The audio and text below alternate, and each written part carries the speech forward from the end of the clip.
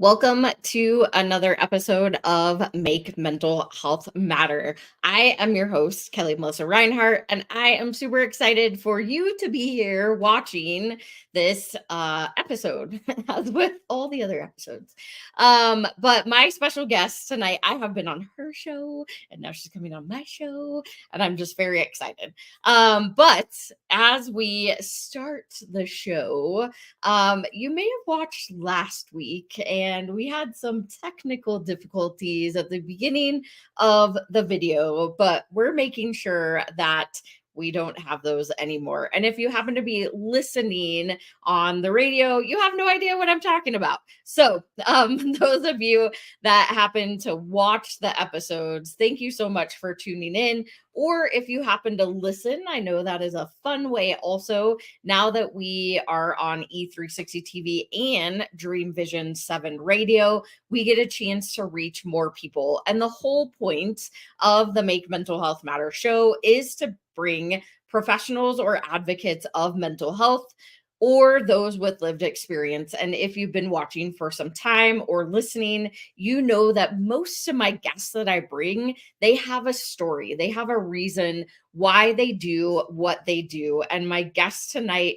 is in the same boat also. She has her story, and I am really excited for you to meet her and her to share her story with all of you, because the whole point is when we tell stories and we make those connections with others, then we know that we're not so alone in this thing that we call life, because loneliness right now is at an all-time peak. And interestingly enough, even though we're in the technology world and there is lots of ways to connect, we're actually feeling even more alone these days, which is really interesting. So the way that we can help people not feel so alone, or that I've found at least via the show, is to bring guests on here that can share their story and they can show you that you're not alone no matter what you're going through.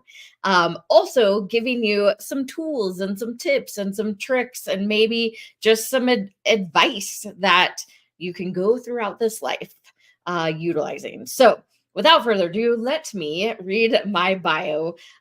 So, Dr. Cristi, and I totally am just going to use Dr. B, is a distinguished psychiatric nurse practitioner with over 2 decades of dedicated expertise. Her journey into the world of healthcare began as an Army medic, setting the foundation for career defined by compassion and unwavering commitment. A pivotal point in her educational journey led her to Florida International University, where she earned a master's degree in psychiatric nursing with a passion for elevating the standards of mental health care. Cristi pursued a doctorate in healthcare education, solidifying her position as a thought leader in the field. So her groundbreaking work culminated in the establishment of the pioneering Mentally Strong Clinic in a vibrant community of Colorado Springs, Colorado. Here she harnessed her extensive experience and visionary approach to mental health, transforming the lives of countless individuals. And I'm going to let her tell you a little bit more about her story and what she does specifically. So, welcome. Thank you. You're welcome. I'm like, I'm going to try the last name, and then I'm like, I'm not that's going why to. it's Dr. B. It's too many syllables for sure. Yes. Well, thank you so much for joining me. And I am super excited for you to be on my show. And I know I just read your bio, but tell the audience a little bit about your story. Yeah. Well, I always like to say that my experience is really more my personal experience rather than the initials behind my name. So I've been in clinical practice over 20 years, so I can see it from both sides. But I have navigated some pretty significant grief and trauma. I have lost 3 children over the course of 17 years, one with a catastrophic illness that we were constantly fearful of his death. And just being a mother, and I'm still standing, and having lost 3 children, I know that I have to share how I did it. Like, it's not just the professional experience; it's how I actually practically did it throughout that time. And I've suffered from depression, PTSD, multiple mental health challenges, but I never gave up. And I help thousands of people, and I am continuing to help myself. So. Yeah, well, I know we'll go more into your story Yeah. also. But I know when I had the honor of sharing the stage with you at a community event, that we were just having an open conversation about mental health. And then I learned more about your practice and Mentally Strong and what you do there. I was just blown away by what you do. And I love that you said that it's really your experience. That's where Yeah. the story comes from. So could you share a little bit more detail about your losses? Well, and I talk about depression as a major symptom that a lot of people experience. And, I've suffered on and off from depression symptoms since, adolescence. And I think a lot of young women do go through that. And so, my tagline is often, I was depressed before I had a reason to be depressed. And now I have multiple reasons.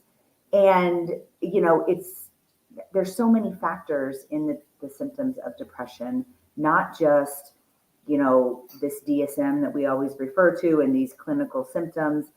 Some of it can just be intense grief. I remember I adopted 5 children, had 2 biological children, and had been married a couple years, and really just felt like I was in a really good place. I had a really good husband, a really good job. Like, my external environment was in a good place.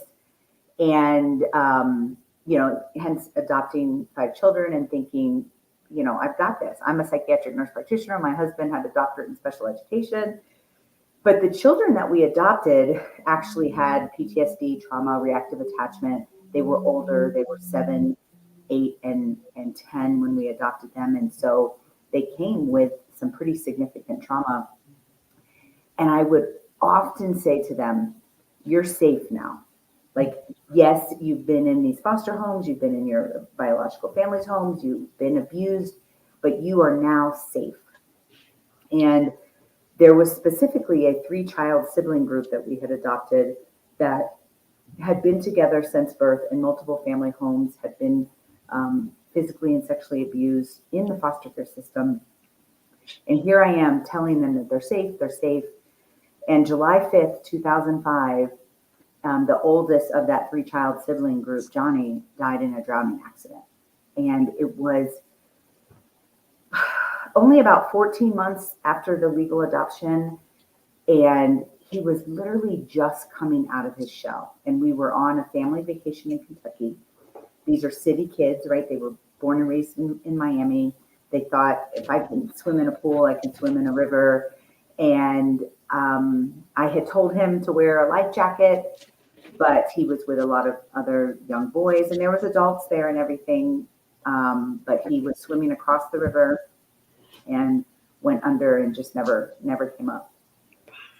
And that is the first grief. And if that was just the only one, right? Like, but I remember, I think I handled that grief like everyone handles grief, like, especially people that have children to raise. Like, you can't just stop and, feel all that pain. And I focused on his biological sisters, like, and I felt tremendous guilt. Like, I had lied to them. Like, I had promised to keep them safe, that they were in a safe home, and now they've lost their brother. And that was a very difficult time, but the grief was so different. And as I'm producing a grief documentary now, and people ask me, like, was there a difference between an adopted child and the biological child? And yes, there was. Like, let's not, sugarcoat that. However, the pain at the time was as intense as losing a child, any child. And, but it felt more like guilt for me. Like that's what was actually coming to the surface, right? Because, you know, I was just getting to know him, and I had promised him and his sisters, you know, this safe environment. And so, and then we didn't really have time. Like a lot of mothers who have lost a child, they have other children to raise. They can't just stop and be a grieving mother. And we don't really even have a culture that tells us how to grieve. And unfortunately, now I'm like an expert in grief. You know, I don't know, you know, if you want me to just keep going through the story, but yeah, that first loss was about 17. Oh, it's 2005, so almost 20 years ago. And now that I'm grieving the loss of my other children, I'm realizing how it was different and how I didn't stop and actually grieve. And I often have grieving mothers contacting me like, I can't do this. I can't mother my other children. You know, how do I do this? And so I work with people on like, how do you actually function in extreme stress? Yeah, I thank you for sharing that Mm. part of it. And I think what you said is really important for anyone listening. Because if you do have other children and you lose one child, you can't just stop as a mom. And I know, and that's why like you and I feel like are so connected, even when we met. It was, I mean, I had my daughter when I was young. I was 16, but I still had to go through the grief and loss process because I placed her for adoption. And it feels different, right? It's like this different type of grief. It's not necessarily, well, you said it's more guilt, like that's how you were feeling. And I guess in a way, I don't know if I was feeling necessarily guilty. I was just, it was such a different dynamic, although she's still alive, but I still had to go through that same process. But I think it's also letting people know that you can keep going, and you also will probably have all these emotions. There's no steps. Yeah. You're not going to be like this. And I know you and I have talked about that before, but there's no steps. I talk about that in my Grieve with Purpose book. It's a workbook. And you know, I studied all of the different grief theories, and, you know, it would really upset me, this, you know, one that everyone talks about, this 5 stages, as if, you know, there are little steps and you complete it. And there's a couple other grief theories that are, you know, presented like steps. And I can tell you, the people that had those did not lose a child or a husband, or like that was more of normal grief. You know, you may lose your mother, you lose your grandmother, you lose a pet. Like there's an expectation of the way in which you will lose people. And grief is so different when it comes to a child, for a couple of reasons. There's 2 grief theories that really stood out for me. One was attachment theory, which really talks about attachment. So it's not, doesn't have to be blood, right? But how much time are you spending with that person? So a husband and wife that worked together, did life together, like that attachment bond is, you know, greater than, you know, maybe even, you know, someone in your family that you don't spend a lot of time with, right? But it also talks about biological attachment, and how a mother's attachment to a child is more than any other attachment for biological reasons, right? That child came from the mother biologically, but also like if you breastfed, you had a year of oxytocin being released every day, which is a bonding hormone. You know, for the mother, there's pieces of the placenta that are still in the body eternally, right? And so it kind of gave me a little bit of validation to how hard it was losing Reggie and Maya, because they were physically a part of me. That attachment theory was one that really stuck with me as a grieving mom. Yeah, when you said that, I mean, I love that you just explain the two different theories, and it totally makes 100% sense. And I would love for you to share the rest of your story. We're going to go to a quick sponsored break right now, just because I think it's a good stopping point, and then we'll come back and share the rest of your story too. So Perfect. We'll be right back.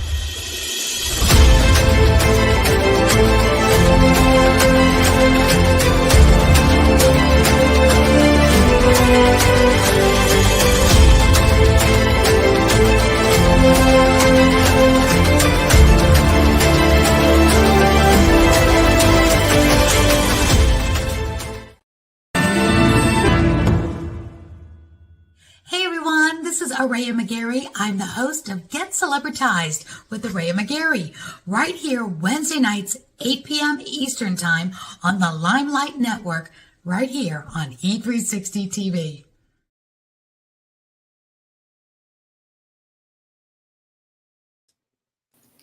And like that, we're back. We're back. Yes. So if you happen to be just joining us, thank you so much for watching the Make Mental Health Matter show. I have my special guest, Dr. B, and we are really diving into her story of the loss of not one, not two, but three children. And she just shared the story of her adopted son who passed. And then I would love for you to share, also talking about the attachment theory, and how grief, that was one of the theories that really resonated with you, biological, and how it's so different when you lose a child or somebody that you're really, really close to. And I know it's speaking to me. You know my story about losing my sister. And she was that one person that I spent the most time with. So when you said that, that really resonated with me. So I would love for you to share the story about the loss of your other children. Well, about a year after Johnny passed, my biological son, Reggie, started having catastrophic epilepsy. So he would have multiple seizures. We would take him to the doctor, that they would start seizure meds. They would do absolutely nothing. Like, they could not stop these seizures. And this started in 2006, and he was 6 years old. And it actually took them 3 years of testing and multiple doctors. I went to Canada. I went to NYU in New York when I lived in Miami, trying to find, like, why was this kid seizing so much? And there were some changes in his brain, like MRIs and stuff, but it wasn't clear whether, like, this is a genetic thing, whether something was happening in his brain. And so we basically were in fight or flight. We didn't get time to grieve the loss of Johnny before Reggie became sick. And so here I am, mother, like, you will do anything to save your child, right? And I'm a nurse practitioner, and so I'm also a psychiatric nurse practitioner, but psychiatry and neurology are very close. And so I'm, like, diving into the study of neurology and trying to figure out what is going on with my child. And every time I go to a doctor, I feel like they didn't really know what they were talking about. Like, it was like, oh, well, you know, some kids with seizures have a developmental delay or you know, mental retardation. And I'm like, no, he was born normal. Like, now he's 7, 8 years old and he's talking like a 3-year-old. And they're like, well, sometimes that happens in epilepsy. And I knew it was more than epilepsy, but I couldn't figure out what it was. And so I would just take him to different doctors. And finally, we're in the hospital one day. And the next morning, after a series of multiple seizures, like 12 in a row, needing, oxygen and things like that. So we're in the Children's Hospital in Miami, and they call in the geneticist who has seen him a couple times before. But people don't realize that genetics is not just you take one test and they can know your genes. Like, this is still an evolving field. And so she walks in and she says, well, I'm going to do this thing like an ataxic panel, which would look for like a movement disorder, not a seizure disorder. Mm-hmm. And I'm like, oh, he's just walking funny because he just had multiple seizures. Okay, well, my son ended up being diagnosed with the most rare movement disorder called DRPLA. And as soon as she told me what it was, I'm having to Google it, right? Because it's actually like dentropapillonian atrophy. So I can't even spell that. So I'm typing in the DRPLA into the web browser, and I'm reading through it, and it comes out autosomal dominant, which, as a nurse practitioner, I know that means me or my husband have it. Like, there's no way for him to get it without coming from one of us. And so they tested the whole family. At this time, my other biological child was 1 year younger than my son, never had a seizure, completely normal. So, and you always have a choice of whether you test your children. And I said, well, go ahead and test her to take that off my shoulders, that, because she's going to be negative, like, she's fine. Well, not only was my husband positive, but my biological daughter, Maya, was positive as well, although she was not sick yet. So, huge blow. So when we talk about grief is not just when the person dies. It's like all of these events leading up to their death also were elements of grief, So now, but then then we kept thinking, well, my daughter is like my husband. She's going to live into adulthood and just not exhibit symptoms. But she started having seizures at age 12. And once she started having seizures, she stopped developing. And so when she passed away at age 21, she was still like a 12-year-old. And so the same thing happened to Reggie. His seizure started at 6, and he did not develop past that age, even regressed a little bit. And so, and this is what brought us to Colorado. So I don't know if anybody remembers, there was a big movement back in 2013 of special needs families coming here for Charlotte's Web. So Charlotte's Web was this non-psychoactive. You can now get it in every state, but back then you could only get it here, and definitely for children, you could only get it here legally. So we moved our whole family out here to Colorado for cannabis. We were in a couple CNN specials and People Magazine, really believing like this is it. We're going to save Reggie's life. And that was in 2013. And he just kept getting worse. Like, nothing could stop his seizures. And so we have this young son who was vibrant and loved to play, could ride a bike, could swim, now being G-tube fed in a wheelchair, unable to speak anymore by that time. And he ended up passing away in 2016. And I remember when that happened, at this time, Maya's having seizures, but they're well controlled. So she, unlike him, we would start a medication and she wouldn't have seizures for a long time. So although she was special and she had seizures, she was otherwise healthy. So we had no indication that she was going to pass. Mm-hmm. But in Reggie's passing, I knew that I had to share my how. Like, I'm a big proponent of cognitive behavioral therapy. Like, you have to change the way you think to change your mood and your behavior. And I felt like there was a big disconnect with kind of self-development, self-help books, and, actual psychology. And I really feel like I've been able to bring those things together in a practical sense with what we call the mentally strong method. And so I knew I was going to be doing that after Reggie's death. And we opened Mentally Strong in 2019 with no, and I was practicing grief. I was on my YouTube channel talking about how do you grieve, and really, I talk about what we call controlled grief, like making the conscious effort to feel the pain, because that's what we don't want to do. We don't want to feel the pain. And so I felt like I was doing a good job. And about 5 years after Reggie's death, I thought, I could speak publicly on stage. I could, talk about my story. I could clearly communicate the Mentally Strong method. And December 14th, 2021, so just barely 2 years ago, Maya died of sudden unexpected death and epilepsy in her sleep. I woke up in the morning and she was dead. And I knew it because apparently I screamed it loud, but I didn't know it. Like I went and I did CPR and I like the whole thing of trying to save your child. And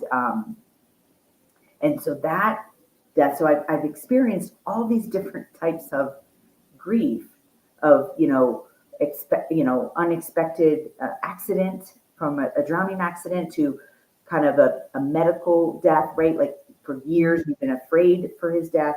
And then even though Maya had that same disorder, she was not sick and her father is still alive. And so for her to just die in her sleep, and then now I'm going through anticipatory grief because my husband is on hospice. And so I have literally experienced every type of grief. And right now I could say that maybe the anticipatory grief is harder, but it's probably just because what I'm actually going through it right now. And so it's not over. But I remember at about 8 or 9 months after Maya died, I realized that being a grief expert, a psychiatric nurse practitioner, I had not even started grieving Maya's death. I was still in shock 8 months later. And so I was trying to think, like, I want to make some sort of conscious effort to grieve. And as I was doing that, I realized that there was exactly 45 days from the anniversary of my son's death to the anniversary of my daughter's death. And 45 has always been our family number. It was my husband's football number in both high school and college football. It's in every passcode that we have. So 45 is like our number. And then I realized that there was exactly 45 days between their death. And so I decided to grieve every day for 45 days. And it was ugly, it was vulnerable, and I filmed the whole thing. And now we are releasing a grief documentary. The premiere is May 5th. I hope you got your invite. But it is, locally here in Colorado Springs, but we'll be putting it into film festivals and hopefully showing it around the world of how do you actually grieve and stand up or grow from it, rather than you never get over the loss of a child. Like, it's not something you get over. And I don't think you really should get over any grief, right? And then, the spiritual component, we kind of shy away from talking about in, at least professionally in America. Like, it's like, oh, well, you can't proselytize. And so therefore we don't talk about spiritual growth. We don't talk about, and that was the other grief theory. So I talked about attachment theory as the one that resonated with me. The other is continuing bonds, which talks about eternal relationships and I talk about this all the time. Mentally Strong's core value is relationships are a priority, because relationships are the only thing that's eternal. And and I'm not saying that as a religious plug or like there's a certain thing that you need to believe in. I think we need to start talking about it so that people can progress on their journey, because it's often taught as a black and white. Well, you need to believe this religious group or this religious group, and instead of a journey that we are all on, because, and they talk about this in the continuing bonds theory, like that is the only way to have peace of losing a child. Like it makes no sense. It's not, and I talk about this in the documentary and in my book, like I have an eternal relationship with my daughter, mostly with my daughter. I can connect with my son, and I can even connect with Johnny. But my daughter is like with me all the time. And one of the things that she said to me was, one, time and space is not real. Like it's real to you, but it's not real to us. And I had somebody else talk about this in, like, I think it was a medium or some other spiritual person, or was talking about, does your family member miss you like them? And they gave this great analogy, and they're like, just think, let's say your kids are at home and you're going to have a vacation with your husband, and you go away on this wonderful vacation. Yes, you miss your kids while you're on this wonderful vacation, but you're having a great time. So it doesn't feel painful, right? Like you miss them, you're looking forward to seeing them again, but it doesn't feel painful like it feels for us. Like it feels painful for us. And I can even see you like tearing up a little bit. Like your sister is happy and she is, looking forward to seeing you again and missing you. But it doesn't feel painful like it feels for us. Yeah. And I thought that was a great analogy, because I've been on lots of vacations without my kids that I had a really good time. Yeah. Well, first and foremost, thank you for sharing all of that. And I think that I love what you said too about the journey. And that's what I always talk about, is it's a journey. And oftentimes I say it's a roller coaster, because you have you have this high, you have this low. Like some days, like I can talk about my sister till I'm blue in the face. And then other days I just get triggered. And so I think it's, whoa, see, like that. I'm sorry. No, it shows, but I think that it's real, like it, the journey of loss and grief. And actually I host a grief and loss group every single Monday before my show. And we happen to talk about the different types of loss, because there's so many different types, and it may not even be like a human or a pet, right? Like it could be the loss of relationship, it can be the loss of an identity, it can be the prequel to death, right? There's so many different ways that people grieve, and I think it's important for us to understand that. And our experience is going to be so different. Like mine is different from yours, and yours is different from mine. And we need to honor that space. It's not the steps. It's not, this is what you may read something that says, hey, you might go through these, so you can kind of tell where you might be going a little bit, but also knowing the different theories, like the attachment theory, and then also like which one resonates with you. And there's never, you don't get over it, right? Like, and that's what I hate when people say, well, shouldn't you already be over it by now? Or why are you still grieving? And you have to look at the whole process. And I think what you said was really important, that you didn't even have a chance to grieve. And I often talk about that too, is even for the first year after my sister passed, because my son also had seizures on the day of my sister's celebration of life. And I was just a mom. Like I had to keep going, right? You just keep going, because that's what you have to do as a mom. And then I always say that I hit a virtual wall, and it was like a brick wall that I slammed into. And I was like, oh, okay, I need to take care of myself. And we forget about that as parents, And I love that you took 45 days and it was messy and it was ugly, and you're going to share it with the world to show how different it can be and how important. And that was something also that I heard at one point too, is I was not an emotional person by any means back in the day. And you would never have caught me crying on camera, period. But I have learned to embrace my emotions, and it's okay to be vulnerable, and it's okay to share your emotions, and you don't have to apologize. And I say that so many times when people come into my group, is they're like, I'm sorry, like they're so emotional. I'm like, don't apologize. It is okay to not be okay, right? Like we hear that sentence all the time. Right. But I just really appreciate you and sharing your story of the loss of your 3 children. And I could never imagine how hard it is, especially like the different types of loss.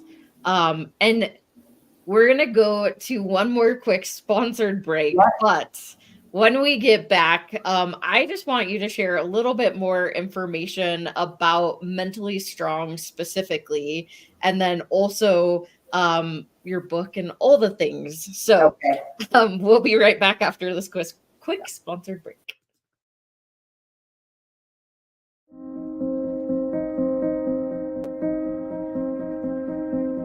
I lost my middle sister, Carrie, to a completed suicide on February 20th, 2017.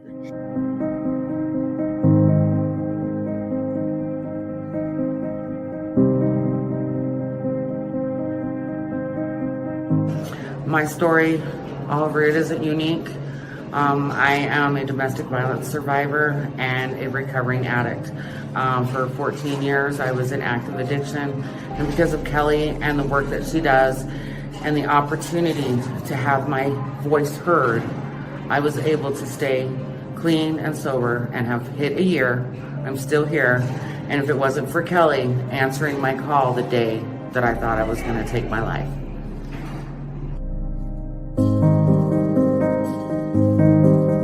Curious, and I know that I've heard a lot in the BIPOC community, it is very hush hush. It's like one of those things that you don't talk about. Like you literally feel like it's not a conversation you can have. So can you talk a little bit more about that?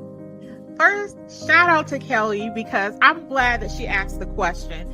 I researched you before I went on your show, and I saw how real and authentic you were. And I just appreciate the question, because it is different, and we have to have tough, courageous conversations. So yes, I always say I'm a triple diversity threat. I'm a Black woman with multiple disabilities. Now, I'm not really a threat, but to other people, I may be, because people fear the unknown and what they're uncomfortable with.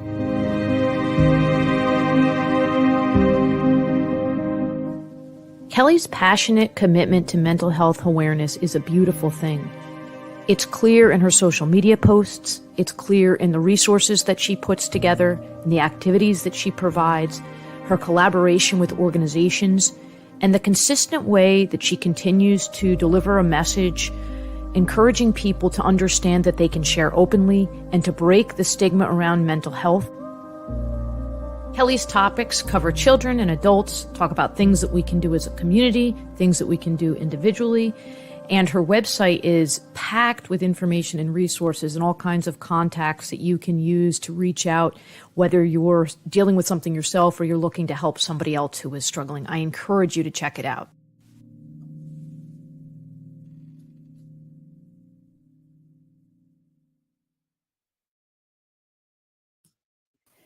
And like that, we're back again. Yeah.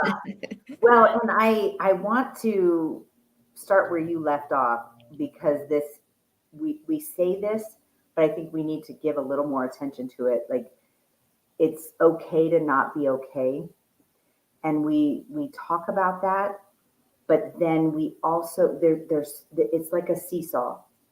And if we give a lot of energy to it's okay to not be okay, I feel like people never get out of not being okay. And I see this as a cultural problem, of mental health. People seek mental health treatment and it doesn't work the first time, the second time. And they're like, I'm just not going to be okay. And and in the same breath, like, it is okay to not be okay, but it's not okay to stay there. Like, let's figure out what works. And, I have a campaign called Suicide Not an Option. And I actually have people on, the feeds and things like that saying, well, it's my right. I have a right to choose. And I'm like, there's this culture around it, but then there's also this fear around it. We have people who have friends that they know are in a rough spot. And, we've talked about this a little bit. Like, it could be someone who's constantly going to the mental health saying they're suicidal, and then they're labeled as borderline personality and, kind of labeled as a behavior rather than, a symptom to be treated. And then you have the other side who would never say they're thinking about it. And they are, and they often complete without ever seeing a mental health professional. Like, that is the continuum of suicidality. And we need to start feeling comfortable talking about it. And so, I talk about this in all my documents, and I confess it in the grief documentary. I don't think there's a parent who's lost a child that has not considered suicide. I mean, maybe there's a few, but I can tell you, if someone's listening here that has lost a child, it's at least crossed their mind. And like, the pain is so real. And what I say about the feeling of suicidality, let's start talking about it as a feeling rather than an action. You do not have to act on that feeling. That feeling is basically, the pain is too much. Like, I can't, whatever your pain is, the pain is too much to go on, right? But that's really just overwhelm, right? And so I always tell myself, and when I was in the thick of it, I had a couple days, where I was feeling that way. And I would say, no, you're not actually suicidal. You're just tired. Go to bed. Start again tomorrow, right? And I did lots of things. Like, I told you I had struggled with a little bit of depression in my adolescence and young adult. But I thought, I'm going to get some brain scans. I'm going to see what's going on with my brain, because I want to do it like educationally, right? And I've taken antidepressants before in my past. Like, I'm not against medication, but I wanted to see what my brain is doing. And my actual PET scans came up that I was in a trauma response. Like, I had been in a PTSD response. Now that I've confessed it, I'm like, oh yeah, of course I've been in a PTSD response for 17 years, right? And so, and I think about, like, I'm very educated in this field of psychiatry, psychology, neurology, and I still got to that point, right? So when let's just start talking about it as it's a point that people get to. And sometimes medication's the answer, but sometimes it's some big journey thing they have to figure out. And yeah, so suicide, not an option. Let's just start saying that. Let's make that commitment while we feel well, because when you actually feel suicidal, it's really hard to make that statement, right? But if you had promised yourself when you felt well that suicide will never be an action that I complete, not that you'll never feel it, right? Because we all, I talk about this all the time, we all have a threshold where we will experience true depression. And so I hope you never get to that, right? But if you do, have decided prior to that you would never actually complete suicide, that it's just a feeling. And, it can be worked through, but it's not always easy. Like a lot of times people will come, they're suicidal, they get put in the hospital for 3 days, which is a traumatic for them. It's not a good experience. And so then they start that cycle, and then they don't want to tell people that they're feeling this way, because then someone's going to put them in the hospital, and that never helps. And so let's just talk about it as a feeling. I'm not going to do it, but I feel this way. I feel overwhelmed. I feel like giving up. But don't give up. Don't give up.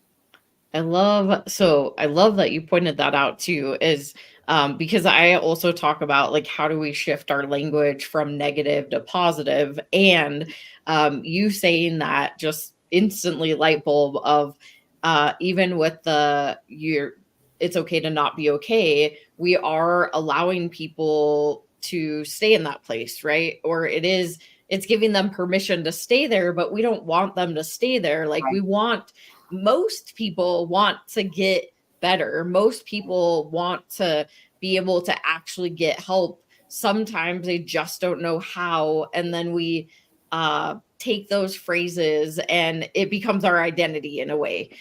So how can we start shifting that language? So I love that you said that. It's also okay to be okay, right? Right. So maybe we start that trend instead. Right. But I also love Especially that when you've been through like this horrible grief and trauma, like sometimes you feel guilty that you're okay. Or like, I'll have people say, I don't know how you're living. Well, it's a lot of hard work, but I'm doing it, and changing that language and that dependency. Like, our mental health journey is our responsibility.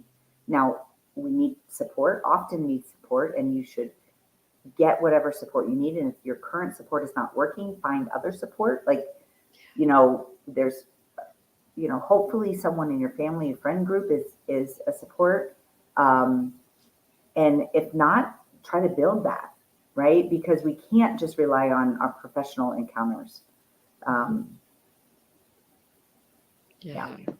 There's so many, so much more out there. And that's why I love my show, because I can bring people like you that, although you have this amazing clinic that people can go to, we also have other options. There's holistic, there's friend groups, there's self-care strategies. There's so much more. And I love the point that you said is make sure that you are making a pact that it's just a feeling and you're not going to act on it, because that's really truly, when you get to that place, it's hard to get out of. And I always say is that we all have suicidal thoughts at one point in time. Just like if you're driving down the street and you're like, I could drive off this cliff, or I could go into oncoming traffic and nobody would know. Saying things like, I don't care. And we all have those moments in life. Some of us just have decided that we are not going to take action on them. And if we can get people to a place that they are okay with talking about their feelings and not feeling judged, and just allowing us to be honest, transparent humans like we all, I think, want to be.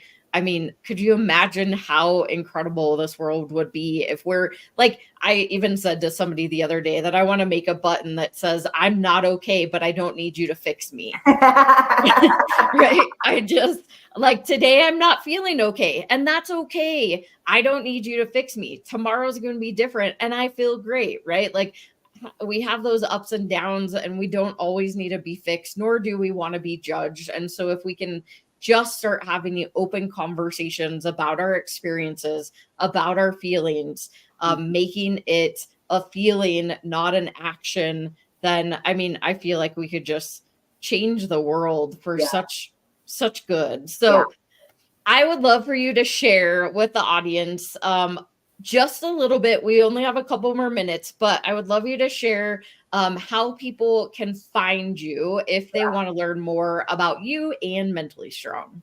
Mentallystrong.com is kind of the hub where things are. We have a clinic locally in Colorado Springs, takes insurance and things like that. But we also have the Mentally Strong Academy, which I'm really passionate about. Like, This is about educating people to be able to take care of themselves. And sometimes that's choosing to go to a professional counselor. Sometimes it's choosing medication. Sometimes it's choosing, ketamine treatment or TMS treatment. Like there's lots of, or doing supplements and yoga. Like there's multiple ways to heal and to get better, to be functional. And we try to have all of those things. I have a YouTube channel that I do lots of teaching around all of these different topics. I have a free, my grief course is free right now. We also have, courses on the Mentally Strong method, and we have Raising Mentally Strong Kids. We have a professional course for licensed professionals that want to use the Mentally Strong method. So lots of ways to learn about Mentally Strong, but mentallystrong.com. Cool. And it's down here if you can see it scrolling. So definitely go to mentallystrong.com. And then also, I know you have your own personal website. Cristi Bundukamara has my books and for speaking engagements and things like that. Yeah. Amazing. So lots of ways to find Dr. B and Mentally Strong. And I just so appreciate you coming on, being vulnerable. And you're going to have to submit your film into my film festival because I would love to have it. Yeah. Okay. Are you going to be able to come? I should be able to. So yeah, I added it on my calendar. So okay. I think I sent you another reminder today. So. Oh, yay. Sweet. Okay. Well, thank you so much for being my guest. I appreciate it. Bye-bye. All right, y'all. That was another amazing episode of Make Mental Health Matter. I'm like, what the bleh? My mouth is not going faster than my brain. I love when I am able to bring on guests who are able to share their story. They can tell you what they do now, give some tools and information as to how we go about this world. There were so many amazing nuggets this evening with Dr. B, and the research that she's done, I know that a lot like myself is I just want to learn more. I just want to get educated. I want to learn more about the brain, why we do what we do, and just understanding that, we all experience things differently. We also have the opportunity to decide that we are human and we don't have to become the identity of whatever diagnosis or illness or disease that we have. There are professionals, there are holistic resources. There's so many different resources out there that we can really tap into. And I love that she said is that suicidal thoughts, they're a feeling. We all have them at one point in time, but it's just a feeling. It doesn't have to be something that we act upon. And if you need somebody to help shift your perspective, listen to the words that we say, listen to the words that you use with yourself and with others. And you never know how that's really going to change your whole perspective. So thank you so much for watching, and whatever you do, make sure you come back next week for another incredible guest. They're lining up, and I'm just so excited to be able to share the experiences, the expertise, the knowledge, the stories with you all. And it is now 5 p.m. on E360 TV Mountain Time, or you can listen on Dream Vision 7 radio at 5 a.m. or 5 p.m. Mountain Time. All you have to do is say, Alexa, play Dream Vision 7 radio. We'll see you soon.